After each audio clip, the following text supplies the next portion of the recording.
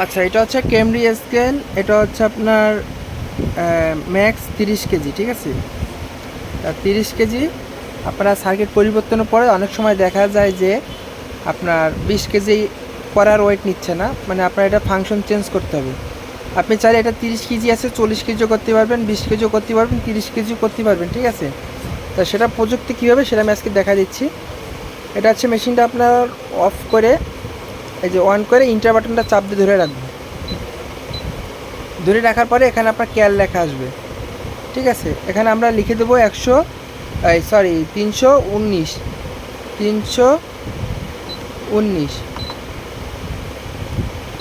আচ্ছা, ডাবল চলে আসতেছে 319, তারপরে ইন্টার। এখানে 2 আসবে, এখানে আপনি কত কেজি করবেন সেট করতে হবে, ঠিক আছে। এখানে 40,000 আছে, মানে 40 কেজি করা আছে।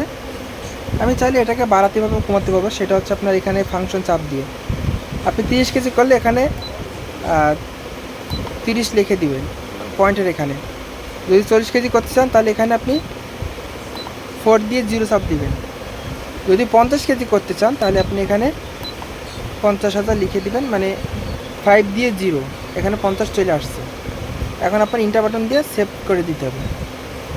সেট হয়ে গেছে। এখন মেশিনটা অফ করে অন করলাম, এখন দেখেন এখানে 50,000 চলে আসছে, মানে 50 কেজি। মানে এটা হচ্ছে আপনার ডিভিশন মাপে যদি আপনার করতে হয়, মানে 30 কেজি বা 40 কেজি করতে চান সেই ক্ষেত্রে এটা সেট করতে পারবেন।